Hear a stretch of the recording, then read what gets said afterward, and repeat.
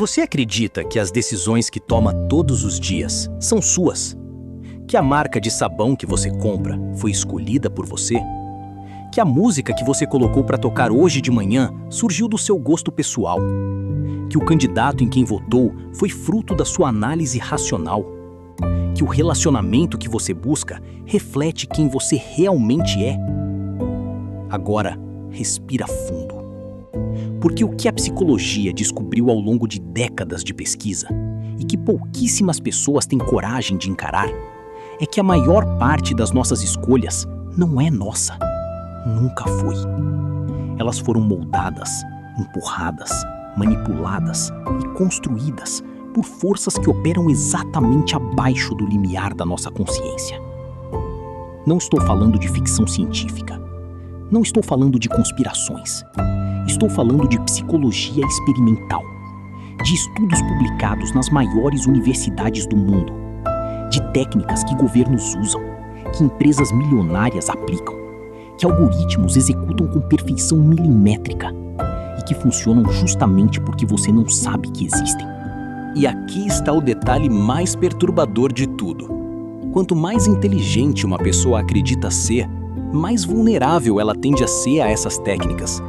Porque a inteligência cria um excesso de confiança. E o excesso de confiança é a porta de entrada perfeita para a manipulação. Hoje, você vai conhecer 7 dessas técnicas. 7 mecanismos psicológicos que controlam seu comportamento, suas emoções e suas decisões sem que você perceba. E quando terminar de assistir, garanto que você nunca mais vai olhar para o mundo da mesma forma. Mas atenção! Esse é o tipo de conhecimento que não tem volta. Uma vez que você vê, não consegue mais desver. Você está pronto? Em 1973, um psicólogo chamado Stanley Milgram publicou os resultados de um experimento que chocou o mundo científico e até hoje provoca desconforto em quem lê com atenção. Ele queria entender uma coisa simples e ao mesmo tempo terrível. Até onde uma pessoa comum vai se uma autoridade mandar? O resultado? 65% dos participantes aplicaram o que acreditavam ser choques elétricos letais em desconhecidos, apenas porque alguém de jaleco branco disse "continue", apenas porque havia uma estrutura de autoridade que os orientava. Ninguém nesses estudos era um monstro. Eram pessoas comuns, professores, funcionários públicos, pais de família, pessoas que em outra situação jamais fariam mal a ninguém. E foi exatamente isso que perturbou Milgram. Não era a maldade das pessoas, era a obediência automática. Era o piloto automático que o cérebro humano ativa quando sente a presença de uma figura de autoridade, de uma regra social, de uma pressão do ambiente. Esse experimento abriu uma janela para algo que a psicologia moderna passou décadas estudando e mapeando. O ser humano não é um agente livre e racional. Ele é, em grande parte, um ser reativo, que responde a estímulos externos de formas previsíveis, repetíveis e manipuláveis. E é sobre esses estímulos que vamos falar agora. 7 técnicas, 7 mecanismos, 7 formas pelas quais você é controlado sem perceber. Imagine que você entra em uma loja para comprar um relógio. O primeiro que você vê na vitrine custa R$ 4.800. Você olha, acha caro e continua caminhando. Então encontra outro, R$ 1.200. E de repente parece razoável, parece até barato. Mas espera, R$ 1.200 em um relógio é barato? Para quem? Com base em quê? Com base no primeiro número que você viu, o de 4.800. Isso é o que os psicólogos chamam de efeito âncora, e ele é um dos mecanismos mais estudados e documentados da psicologia cognitiva. O estudo mais clássico sobre esse efeito foi conduzido por Daniel Kahneman e Amos Tversky, 2 dos maiores nomes da psicologia comportamental do século XX. Em um experimento, eles pediram a participantes que girassem uma roleta, que era manipulada para parar sempre em 10 ou em 65. Depois perguntaram: qual a porcentagem de países africanos na ONU? As pessoas que viram o número 10 na roleta deram respostas em torno de 25%. As que viram 65 responderam em torno de 45%. A roleta era aleatória. O número não tinha absolutamente nada a ver com a pergunta. Mas ele ancorou o pensamento. Ele criou um ponto de referência completamente artificial que contaminou o julgamento das pessoas. E agora pense, quantas decisões financeiras você tomou na sua vida com base em uma âncora que alguém colocou na sua frente estrategicamente? Quantas promoções pareceram vantajosas só porque o preço anterior estava riscado ao lado? Quantas negociações você perdeu porque o outro lado fez a primeira oferta e você ficou orbitando em torno daquele número? O efeito âncora não é uma fraqueza de pessoas ingênuas. É uma característica do cérebro humano. É a forma como processamos comparações. E quem sabe disso usa com maestria, enquanto você nem suspeita. Em 1996, o psicólogo John Bargh conduziu um experimento que soou absurdo à época e que hoje é considerado um dos mais importantes da história da psicologia social. Ele dividiu os participantes em 2 grupos. Pediu a ambos que organizassem palavras embaralhadas para formar frases. Simples assim. Mas havia uma diferença crucial. O grupo A recebeu palavras neutras. O grupo B recebeu palavras sutilmente associadas à velhice, como cinza, aposentadoria, ruga, lento, esquecimento. Ao terminar a tarefa, os participantes foram embora. E foi aí que o experimento realmente aconteceu. Os pesquisadores mediram com discrição o tempo que cada participante levou para percorrer o corredor até a saída. O resultado foi perturbador. As pessoas do grupo B, que apenas leram palavras associadas à velhice, caminharam significativamente mais devagar do que as do grupo A. Elas não sabiam disso, não sentiram nada, não perceberam que seus corpos estavam respondendo a palavras que tinham lido minutos antes. Isso se chama priming, ou em português, pré-ativação. É a capacidade que estímulos têm de ativar padrões de comportamento e pensamento de forma completamente automática e inconsciente. E ele está em todo lugar. Restaurantes que tocam música clássica vendem mais vinhos caros, porque a música aciona associações com sofisticação e as pessoas gastam mais sem perceber. Supermercados que colocam flores na entrada fazem os clientes comprarem mais, porque o cheiro e a visão das flores ativam estados emocionais de bem-estar que tornam as pessoas mais propensas a gastar. Campanhas políticas que repetem palavras como ameaça, perigo e caos fazem o eleitorado sentir ansiedade, e pessoas ansiosas tendem a buscar figuras de autoridade forte. Não é acidente, é priming em escala industrial. Você foi pré-ativado hoje. A questão é, por quem? Restam apenas 3 unidades. Oferta válida somente até meia-noite. Últimas vagas. Você já sentiu aquela fisgada no estômago ao ler essas frases? Aquela urgência súbita que faz você agir antes de pensar? Isso não é coincidência. Isso é neurociência aplicada ao comportamento do consumidor. O psicólogo Robert Cialdini dedicou décadas ao estudo da persuasão e identificou a escassez como um dos princípios mais poderosos de influência humana. E o mecanismo por trás disso está gravado em nosso cérebro evolutivo. O que é raro é valioso. O que pode acabar precisa ser garantido agora. Em um estudo clássico, pesquisadores ofereceram biscoitos idênticos a 2 grupos. Para o primeiro grupo, havia 10 biscoitos no pote. Para o segundo, apenas 2. Os biscoitos eram exatamente iguais. Mesma receita, mesma origem, mesmo sabor. Resultado: os biscoitos do pote quase vazio foram avaliados como significativamente mais saborosos e desejáveis. A escassez criou valor onde não havia nenhuma diferença objetiva. Agora multiplique isso por bilhões de transações diárias. As marcas de luxo controlam artificialmente a quantidade de produtos disponíveis para manter o desejo alto.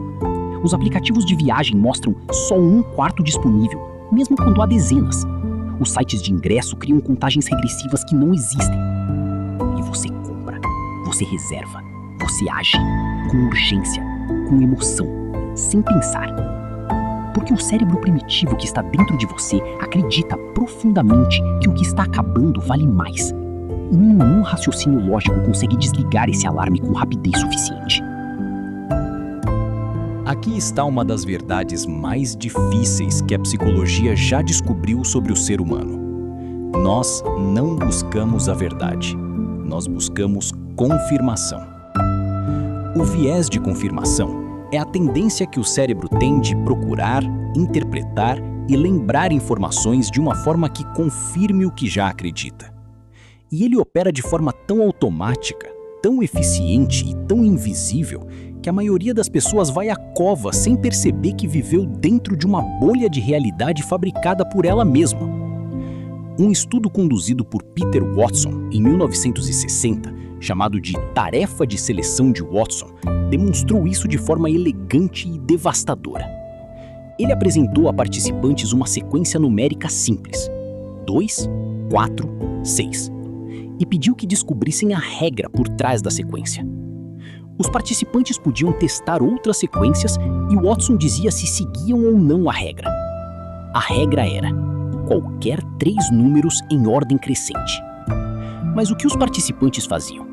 Testavam sequências como 6, 8, 10, 10, 12, 14, 100, 200, 300, números que confirmavam a hipótese deles, que a regra era números pares crescendo de 2 em 2.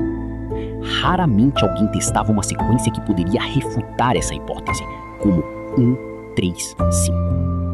A esmagadora maioria chegava à conclusão errada, com total confiança, porque só testou aquilo que confirmava o que já pensava.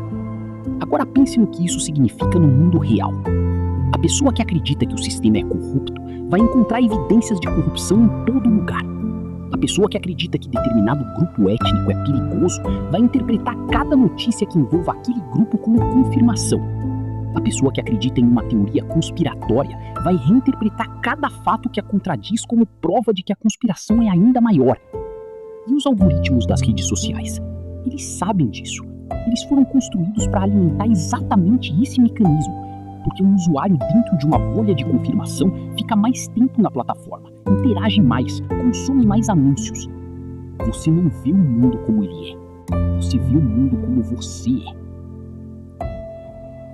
Em 1920, o psicólogo Edward Thorndike conduziu um estudo com oficiais militares que avaliavam seus soldados. Ele observou algo perturbador. Quando um oficial achava que um soldado era fisicamente impressionante, tendia a avaliá-lo como também mais inteligente, mais leal e mais corajoso, mesmo sem evidência concreta para isso. A aparência física estava contaminando julgamentos completamente independentes. Thorndike chamou isso de efeito halo, a tendência que o cérebro tem de deixar uma característica positiva de uma pessoa ou coisa contaminar a percepção de todas as outras características. E décadas de pesquisa só aprofundaram a dimensão perturbadora desse efeito. Estudos mostram que pessoas consideradas atraentes têm mais chances de ser contratadas em entrevistas de emprego, mesmo quando os currículos são idênticos. Que réus fisicamente mais atraentes recebem penas menores em julgamentos. Que professores considerados atraentes são avaliados pelos alunos como mais competentes, mais organizados e mais inteligentes. Um experimento conduzido por pesquisadores da Universidade de Toronto mostrou que candidatos políticos mais atraentes recebem até 10% a mais de votos, sem qualquer relação com suas propostas ou competência. A beleza não é apenas um atributo estético. No cérebro humano, ela funciona como um atalho cognitivo, uma espécie de símbolo de qualidade que contamina todos os outros julgamentos. E isso vai além da beleza física. O efeito halo funciona com marcas, com roupas de grife, com sotaques, com formação acadêmica. Se uma pessoa vai a uma universidade de prestígio, tendemos a assumir que é mais inteligente, mais ética e mais confiável, independentemente de qualquer evidência concreta. O mais perturbador é que o efeito halo opera completamente fora da consciência. Você não percebe que está fazendo isso. Você apenas sente. E confia nesse sentimento como se ele fosse razão. O psicólogo B.F. Skinner mostrou ao mundo algo que a maioria das pessoas ainda não digeriu completamente. Comportamentos que são recompensados tendem a se repetir. Comportamentos que são punidos tendem a desaparecer. Isso é condicionamento operante. E ele molda seres humanos com a mesma eficiência com que moldou os pombos e ratos que Skinner usava em seus experimentos. Mas o condicionamento que ocorre com humanos vai muito além de um laboratório. Pense em como você aprendeu a se comportar socialmente. Quando criança, você expressava emoções livremente. Chorava, gritava de alegria, demonstrava raiva de forma aberta. E então os adultos ao redor começaram a reagir. Para de chorar, você é homem. Não grita, isso é feio. Sente direito. O que as pessoas vão pensar? Recompensas quando você se comportava de acordo com as expectativas. Punições, verbais, emocionais, sociais, quando você se desviava. Ao longo de anos, seu comportamento foi sendo moldado, não por suas escolhas conscientes, por condicionamento. E agora você carrega esses padrões sem nem perceber que eles foram instalados. A dificuldade de expressar vulnerabilidade, o medo de desagradar, a necessidade de aprovação constante, o desconforto com conflitos, a incapacidade de dizer não. Esses não são traços da sua personalidade. São comportamentos condicionados. São respostas automáticas construídas ao longo de uma vida de reforços positivos e negativos que você nem se lembra de ter recebido. E as redes sociais modernizaram esse processo com uma eficiência assustadora. Cada curtida é um reforço positivo. Cada post ignorado é uma punição sutil. Com o tempo, você aprende inconscientemente que tipo de conteúdo gera aprovação e começa a produzir mais desse conteúdo. Começa a moldar sua própria identidade pública em função de reforços algorítmicos. Você acha que está se expressando. Na verdade, está sendo condicionado. Em 1964, uma mulher chamada Kitty Genovese foi assassinada em Nova York. O crime durou 35 minutos e, segundo os relatos da época, 38 vizinhos assistiram pela janela. Nenhum chamou a polícia. Nenhum interveio. O caso chocou a América e levou 2 psicólogos, John Darley e Bibi Latané, a fazerem uma pergunta que parecia absurda. E se o problema não fosse a crueldade das pessoas, mas a presença de outras pessoas? Eles criaram um experimento. Colocaram participantes em salas separadas, conectados por intercomunicadores, e simularam que um deles estava tendo um ataque epilético. Em algumas situações, o participante acreditava ser o único a ouvir o ataque. Em outras, achava que havia mais 4 pessoas ouvindo. Quando os participantes acreditavam ser os únicos a ouvir, 85% correram para pedir ajuda.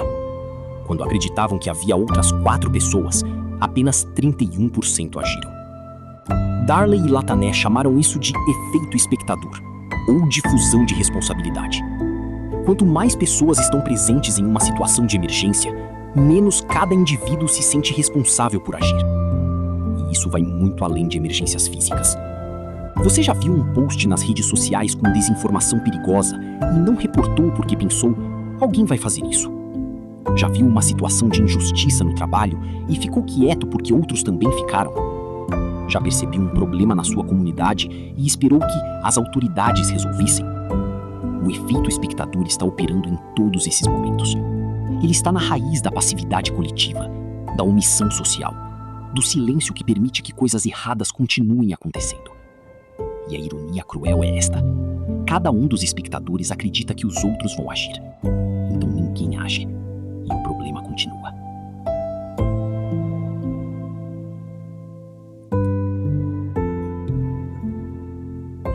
Você percebeu algo ao longo dessas 7 técnicas? Todas elas compartilham uma característica em comum. Elas funcionam abaixo do nível da consciência. Elas não pedem permissão. Elas não anunciam sua chegada. Elas se instalam silenciosamente, como vírus cognitivos, e alteram a forma como você percebe, sente e decide, sem jamais mostrar sua presença. E existe um motivo biológico profundo para isso. O psicólogo Daniel Kahneman, ganhador do Prêmio Nobel de Economia, descreveu o funcionamento da mente humana através de 2 sistemas. O sistema 1 é rápido, automático, emocional, associativo. Ele opera sem esforço, em frações de segundo. É ele quem decide na maior parte do tempo. O sistema 2 é lento, deliberado, lógico, analítico. Ele consome energia, é cansativo e por isso é usado o mínimo possível. O problema? Todas as 7 técnicas que você acabou de conhecer miram no sistema 1. Elas foram projetadas, consciente ou inconscientemente, para chegar antes que o sistema 2 acorde, para ativar respostas emocionais e automáticas, antes que qualquer análise racional tenha a chance de intervir. E aqui está a parte que mais incomoda. O sistema 1 não sabe que é manipulado. Ele não tem essa capacidade. Ele apenas reage. E então o sistema 2, quando finalmente é acionado, usa toda a sua capacidade lógica para justificar a decisão que o sistema 1 já tomou. Você não racionaliza para decidir. Você decide e depois racionaliza. Kahneman chamou isso de racionalização pós-hoc, e ela está na base de quase tudo que acreditamos sobre nós mesmos como seres racionais.